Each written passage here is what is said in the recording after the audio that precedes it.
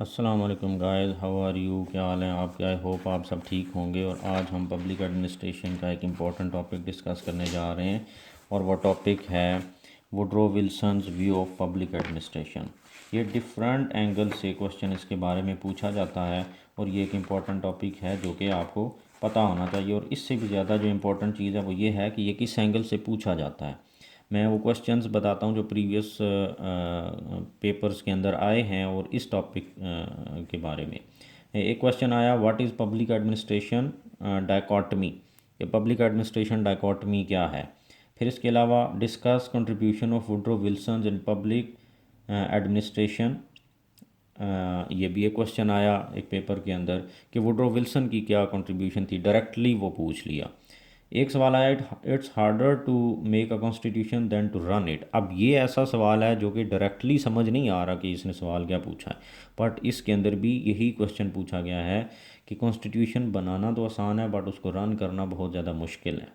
फिर एक क्वेश्चन आया, डिस्कस पॉलिटिक्स एंड एडमिनिस्ट्रेशन और relation between democracy and bureaucracy. कि डेमोक्रेसी और ब्यूरोक्रेसी के दरमियान रिलेशन बताएं, तो वो भी सवाल में कवर किया जा सकता है। पॉलिटिक्स और एडमिनिस्ट्रेशन के दरमियान अगर रिलेशन कहेगा तो वो भी हम कर सकते हैं। और सिमिलरली वो ये पूछ लेता है कि how bureaucracy can be made more responsive, कि ब्यूरोक्रेसी को रिस्पॉन्सिव कैसे बनाया जा सकता है। एग्जेक्टिव जो है वो ब्यूरोक्रेसी को कैसे कंट्रोल कर सकती है या उसको अकाउंटेबल या रिस्पॉन्सिव कैसे बना सकती है।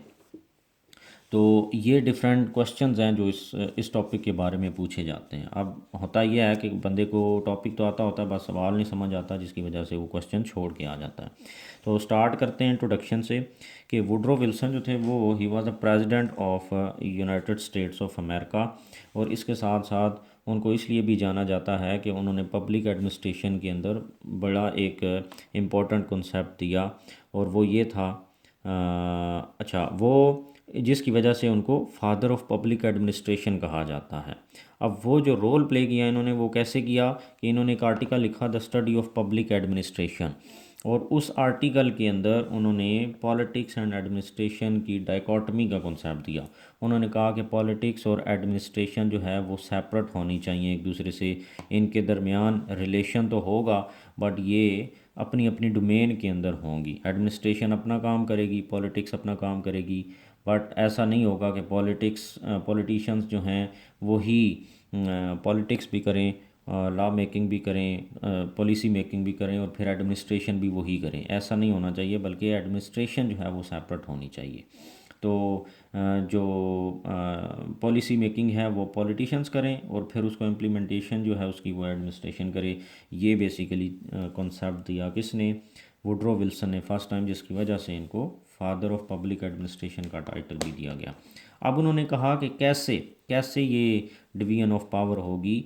तो उन्होंने कहा कि जैसे फॉर एग्जांपल एक गवर्नमेंट है तो उसकी जो दो विंग्स हैं, एक है पॉलिटिक्स और दूसरी है एडमिनिस्ट्रेशन। पॉलिटिकल जो विंग है उसमें क्या होगा, जो पॉलिटिशियंस होंगे, फॉर एग्जांपल जैसे हमारी है इमरान खान साहब और उनकी कैबिनेट, तो इनका क्या काम है कि ये फॉर्मुलेशन ऑफ पॉलिसीज़ करेंगे। पॉलिसी बनाना, लॉ मेकिंग करना, ये किसका काम है, ये पॉलिटिकल विंग जो है उसका काम है। जबकि दूसरी तरफ जो एडमिनिस्ट्रेटिव विंग है वो क्या करेगी, वो इनकी बनाई हुई पॉलिसीज़ को इम्प्लीमेंट करवाएंगी। तो इस तरीके से इनके दरमियान एक डिवीजन आ गई और अपनी अपनी डोमेन डिफाइन हो गई कि इनकी क्या डोमेन है। ये लीगल काम करेंगे, पॉलिसी मेकिंग करेंगे, जबकि ये उसको प्रैक्टिकली इम्प्लीमेंट करेंगे, ये इनकी डोमेन है। तो इस तरीके से ये एक दूसरे की डोमेन के अंदर इंक्रोचमेंट भी नहीं करेंगे, डिवीजन ऑफ पावर भी हो गई है और क्लियरली जो है वो सेपरेशन ऑफ पावर हो गई है। तो ये कॉन्सेप्ट दिया किसने, वुड्रो विल्सन ने। बट हुआ ये कि इस कॉन्सेप्ट को जब हमने अप्लाई किया तो इसकी वजह से, डाइकोटमी ऑफ पावर की वजह से क्या हुआ, कुछ इश्यूज आ गए जो कि बड़े सीरियस किस्म के थे। उनमें सबसे पहला क्या था कि जब उसने कहा कि पॉलिटिशियंस का ये काम है कि वो पॉलिसी बनाएं, तो वो पॉलिसी जो थी वो उसमें कुछ इश्यूज आ गए। वो क्यों आए, क्योंकि politicians are layman. Non technical, having no experience, no data and no factual information etcetera. वो कहता है कि पॉलिटिशियंस जो होते हैं ये लेमैन होते हैं, ये जनरलिस्टिक्स होते हैं, ये इनका कोई टेक्निकल एक्सपीरियंस नहीं होता, ना कोई इसके अलावा इनका फील्ड के अंदर एक्सपीरियंस होता है। ये तो पॉलिटिशियंस होते हैं, ना इनके पास कोई डाटा होता है, फैक्चुअल इन्फॉर्मेशन होती है, प्रोजेक्ट्स के बारे में, मैनेजमेंट के बारे में, एडमिनिस्ट्रेशन के बारे में इनको कुछ भी पता नहीं होता। फॉर एग्ज़ाम्पल अगर इनको कोई प्रोजेक्ट, इनको कैसे पता होगा कि अगर फॉर एग्ज़ाम्पल अस्पतालों के अंदर अगर कोई नई चीज़ इम्प्लीमेंटेशन करनी है, कोई नया, इनका ये लॉ मेकिंग तो कर लेंगे लेकिन इनके बस की बात नहीं है कि ये एडमिनिस्ट्रेशन भी उसकी कर सकें। हम यही देखते हैं कि गवर्नमेंट्स की जो हैं वो क्यों प्राइवेटाइजेशन की तरफ जाती हैं। फॉर एग्ज़ाम्पल पाकिस्तान की स्टील मिल है, अगर वो बनी थी जब तो फ़ायदे में जा रही थी, या रेलवे है, दुनिया में रेलवेज़ चल रही हैं, यहाँ पर भी चल रही है, तो क्यों वो खसारे में जा रही है जबकि बाकी दुनिया की खसारे में नहीं जा रही। तो सबसे बड़ा मसला एडमिनिस्ट्रेशन ही है। तो फिर क्या होता है, फिर वो गवर्नमेंट कहती है इसको प्राइवेटाइज़ कर दिया जाए, ये डेट क्रिएट कर रही है, सेम आल पी आई ए। तो ये चीज़ें जो होती हैं ये एडमिनिस्ट्रेशन होती है। तो उसने कहा कि क्योंकि ये इनको पता नहीं होता एडमिनिस्ट्रेशन का, ये नहीं जानते उसके बारे में इतना, और उसकी वजह यही होती है कि टेक्निकल लोग नहीं होते, एक्सपीरियंस नहीं होता, ऐसा डाटा नहीं होता, फैक्चुअल इन्फॉर्मेशन नहीं होती, ग्राउंड रियलिटीज़ का नहीं पता होता, जिसकी वजह से क्या होता है जो पॉलिसी होती है वो समटाइम्स सही नहीं बन पाती। जब प्रैक्टिकली एक बंदे को एक काम नहीं आता तो जाहिर है फिर वो पॉलिसी मेकिंग भी उसके बारे में सही नहीं कर पाएगा। Number one. Number two, if politicians separately make policies, then political factors, personal interest, lack of public interest, corruption, political gains etc. would prevail।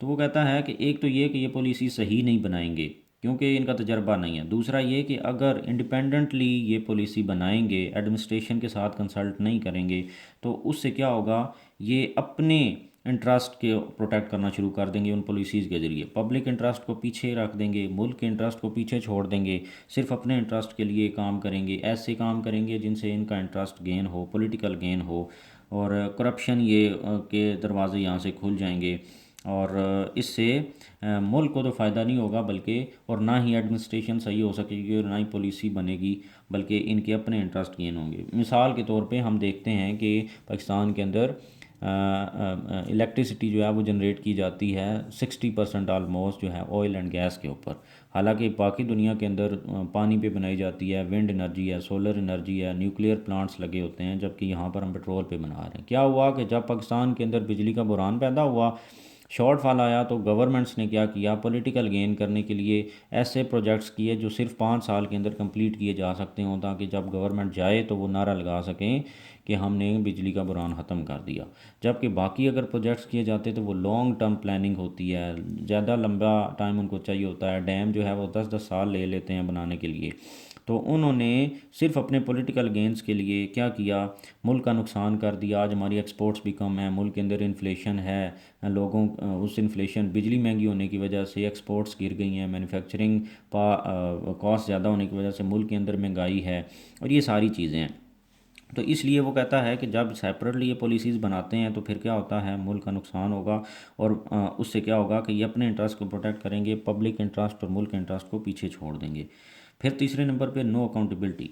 फिर ये बड़ी एक इम्पॉर्टेंट चीज़ है कि जब पॉलिसी ये बनाएंगे वो गलत पॉलिसी बन जाएगी, और फिर इनको ये क्या करेंगे, और इनके साथ कंसल्ट इन्होंने नहीं किया होगा पॉलिसी बनाते हुए, तो फिर जब इम्प्लीमेंटेशन की बारी आएगी तो ये उसको सही इम्प्लीमेंट नहीं करेंगे, जिसकी वजह से क्या होगा, जब ये इनको इनकी अकाउंटेबिलिटी करने के लिए आएंगे कि हमने जो पॉलिसी बनाई थी आपने कितनी वो इम्प्लीमेंट कर ली, तो ये कहेंगे कि नहीं भाई हमने इम्प्लीमेंट नहीं की, क्योंकि वो वर्केबल पॉलिसी ही नहीं थी, वो इम्प्लीमेंटेबल थी नहीं, आपने गलत पॉलिसी बना दी, जिसकी वजह से पॉलिटिकल पावर, जो एग्जेक्टिव पावर है वो एडमिनिस्ट्रेशन को, ब्यूरोक्रेसी को अकाउंटेबल नहीं ठहरा पाएगी।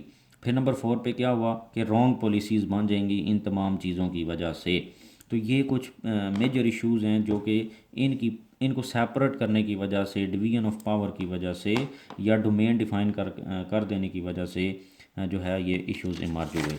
अब उसने कहा कि इन इश्यूज़ को रिजॉल्व भी तो करना है। उन इश्यूज़ को सॉल्व करने के लिए उसने कहा कि इनकी दोबारा रीमैरिज कराई जाए, दोबारा इनको आपस में मिलाया जाए, ताकि क्या हो, ये इश्यूज़ जो हैं रिजॉल्व हो सकें। तो उसके लिए उसने कहा कि जब पॉलिसीज़ बनाई जाएंगी, policy should be formulated with the consultation of administration. तो अब क्या होगा कि पॉलिसी फॉर्मुलेशन के टाइम क्या होगा कि एडमिनिस्ट्रेशन के साथ कंसल्ट किया जाएगा। पॉलिटिकल विंग जो होगा वो एडमिनिस्ट्रेशन के साथ कंसल्ट करेगा जब पॉलिसी बनाएगा, क्योंकि एडमिनिस्ट्रेशन या ब्यूरोक्रेसी के पास डाटा होता है, एक्सपीरियंस है, फैक्चुअल इन्फॉर्मेशन और ग्राउंड रियलिटीज़ का उनको पता होता है। तो इस वजह से जब वो पॉलिसी बनेगी तो वो ज़्यादा अच्छी बनेगी। नंबर 2, एडमिनिस्ट्रेशन और bureaucracy can be made accountable through this process. जब पॉलिटिकल विंग जो है वो क्या करेगा, वो पॉलिसी बनाएगा एडमिनिस्ट्रेशन के साथ कंसल्ट करने के बाद, तो फिर क्या होगा, ब्यूरोक्रेसी को या एडमिनिस्ट्रेशन को अकाउंटेबल ठहराया जा सकेगा। फिर उनके पास ये बहाना नहीं होगा एडमिनिस्ट्रेशन के पास कि उनसे पूछा नहीं गया या पॉलिसी गलत बन गई है, क्योंकि जब पॉलिसी बनाई गई तो उनसे पूछा गया था। अब इनकी अकाउंटेबिलिटी की जा सकेगी। नंबर 3, जब corruption and political factors can be eradicated in this way, कि जब इनके साथ मिलकर पॉलिसी बनाई जाएगी तो एडमिनिस्ट्रेशन जो होगी वो फिर ऐसी पॉलिसी बनवाएगी जो पब्लिक इंटरेस्ट के लिए होगी और मुल्क के इंटरेस्ट के लिए होगी, ना कि पॉलिटिकल लोगों के इंटरेस्ट के लिए होगी। तो वो क्या होगा, फिर करप्शन और पॉलिटिकल गेन जैसी जो चीज़ें हैं ये फैक्टर्स इरेडिकेट हो जाएंगे। अब ये कहता है तो इस तरीके से ये इन इश्यूज़ को रिजॉल्व किया जा सकता है। अब इन सारी चीज़ों के लिए सॉल्यूशंस करने के लिए, इन मसलों को हल करने के लिए प्री रिक्विजिट्स हैं कुछ जो कि इन इश्यूज़ को रिमूव करा सकते हैं। तो उसने कहा कि सबसे पहले तो डेमोक्रेसी होनी चाहिए। जब डेमोक्रेसी होगी तो उससे क्या होगा, अकाउंटेबिलिटी हो सकेगी। फिर क्या होगा कि अगर आप देखें डेमोक्रेसी नहीं होगी, कोई डिक्टेटर बैठ जाए तो वो तो सिर्फ ऑर्डर करेगा, पॉलिसी अपनी मर्ज़ी बनवा के इम्प्लीमेंट करवा देगा, तो उस सूरत में पॉलिसी सही नहीं बन पाएगी। पॉलिटिकल कंटिन्यूटी होनी चाहिए ताकि एक गवर्नमेंट ने जो पॉलिसी बनाई पब्लिक इंटरेस्ट के लिए वो अगली गवर्नमेंट आके उसको कंटिन्यू करे। तीसरा, इंडिपेंडेंट जुडिशरी हो। जुडिशरी जब इंडिपेंडेंट होगी तो उससे ये होगा कि अगर कोई गलत पॉलिसी बनाती है एग्जेक्टिव, तो उसको भी जुडिशरी जो है वो कर सके, पूछ सके, उसके बारे में रिव्यू ले सके, और अगर एडमिनिस्ट्रेशन कोई काम पब्लिक इंटरेस्ट के अगेंस्ट करती है तो उसके ऊपर भी चेक एंड बैलेंस किया जा सके। फिर अकाउंटेबिलिटी इन सारों की तब भी की जाएगी, एडमिनिस्ट्रेशन की भी और उनकी पॉलिटिशियंस की, जब क्या होगा, डेमोक्रेसी होगी। और अकाउंटेबिलिटी सबसे इम्पोर्टेंट चीज़ है, वो होगी तो पॉलिसी सही बनेगी और आगे एडमिनिस्ट्रेशन सही होगी। और फिर पब्लिक ओपिनियन ये है कि पब्लिक को इन्वॉल्व किया जाए सारी चीज़ के अंदर। अब एनालिसिस क्या है कि public administration dichotomy is very necessary to balance the power of the wings of the states. कि पावर को बैलेंस करने के लिए, एडमिनिस्ट्रेशन को पावर अपनी देने के लिए अपनी डोमेन के अंदर रहते हुए, और एग्जेक्टिव को या जो पॉलिटिशियंस हैं उनको उनकी पावर डिफाइन करना और फिर उनको बैलेंस करने के लिए ये पब्लिक एडमिनिस्ट्रेशन डाइकोटमी बड़ी ज़रूरी है। अगर ये नहीं होगी तो क्या होगा, एडमिनिस्ट्रेशन के मामलात में पॉलिटिशियन जो हैं वो दखल अंदाज़ी करेंगे और पॉलिटिशियंस के मामलात में एडमिनिस्ट्रेशन दखल अंदाज़ी करेगी, और इस तरह बैलेंस ऑफ पावर नहीं हो पाएगा और मुल्क नहीं चल सकता। Also it defines the domain of the wings and impediments the encroachment. इससे क्या होता है कि दोनों की डोमेन डिफ़ाइन हो जाती है कि एडमिनिस्ट्रेशन क्या करेगी, वो उसका काम ये है कि वो इम्प्लीमेंटेशन ऑफ पॉलिसीज़ करे, बाकी सियासी मामलात या पॉलिसी मेकिंग वाले मामलात में दखल अंदाज़ी नहीं करेगी। सिमिलरली इनका ये पॉलिटिशियंस का ये काम होगा कि वो पॉलिसी बनाएंगे और एडमिनिस्ट्रेशन के मामलात के अंदर दखल अंदाज़ी नहीं करेंगे और बैलेंस हो जाएगी पावर इस तरीके से। तो ये था हमारा आज का टॉपिक और ये बहुत इंपॉर्टेंट टॉपिक है, इसको आपने तैयार करना है सही तरीके से। मैंने हर एंगल से इसको कवर किया है। आई होप आपको समझ आ गई होगी, और अगर नहीं आती तो बार बार वीडियोज़ को देखें, समझ आ जाएगी। Thank you.